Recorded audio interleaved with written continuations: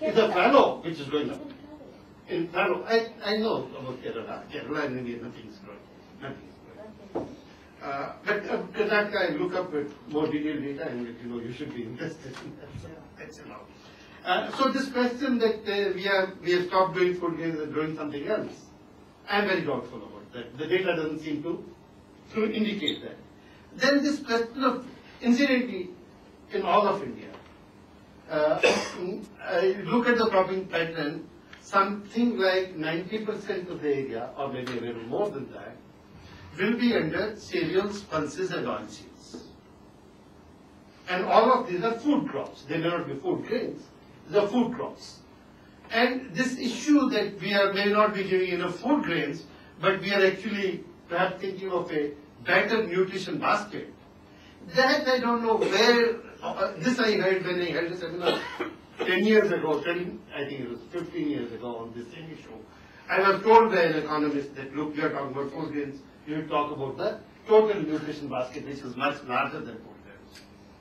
The fact is that for the ordinary people, the food basket is cereals, pulses, and perhaps some oil if they can get it.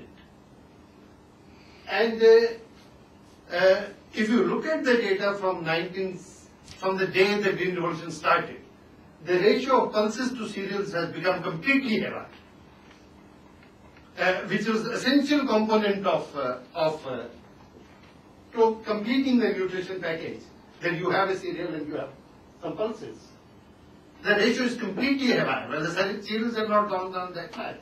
The pulses have come down in the 70s around 30 kg per capita. Now you don't have even 10 kg per capita. So what is the great balance of nutrition we are looking at?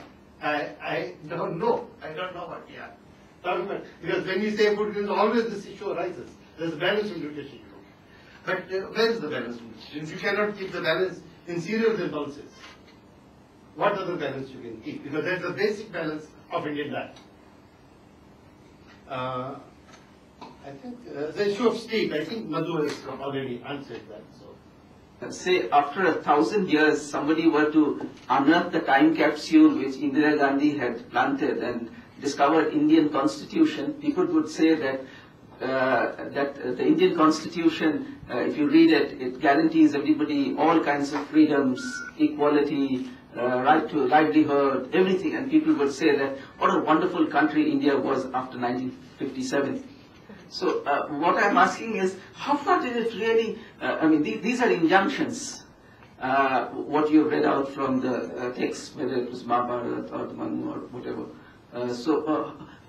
How does it really, would a historian really say that this is exactly what it was, and what is the relationship between injunctions and reality? And connected with this is, do we really call upon those injunctions today to change the situation? Or how do we really change the situation? Would propagation of these injunctions change us? If we become good Hindus, would India change? Or what is to be done? That is the question which we have to ask. It's somewhat related to him, is like what you read out was more of an ideas, and what ideas we have about, the scriptures tells us about food security. But I was more interested in how you implement them. Wasn't there anything being told about implementation part of it? Because when what are the quotations you read out, there was more on dana. Like somebody, particularly a ruler who is giving out a charity. But what about citizens' rights? Dana is something which is more of a duty on the behalf of a ruler. But what about the rights of the poor, or something that would have actually made this presentation more comprehensive, in the sense that we know because unless we are not aware of the rights that our people who are actually suffering have, the implementation part becomes also weak. So if it's something you could enlighten us on that part. Maybe I can you take a little time? Yeah, take your time. It's very important. Your question, I am personally convinced that if we could be good Hindus or good Sikhs the way the scriptures ask us to be, India will be a much better country. That I have no doubt about it.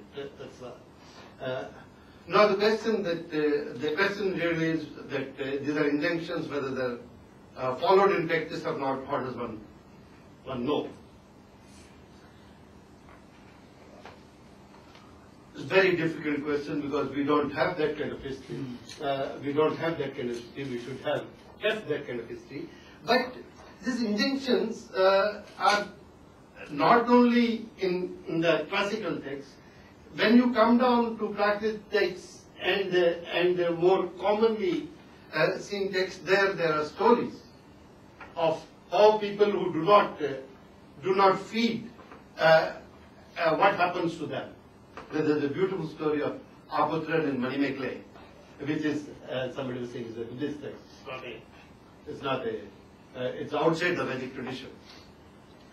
As Aputran is the son of cow, that's all. But the story is that because he's living in a temple and he's feeding people, whatever he takes, he gives to others.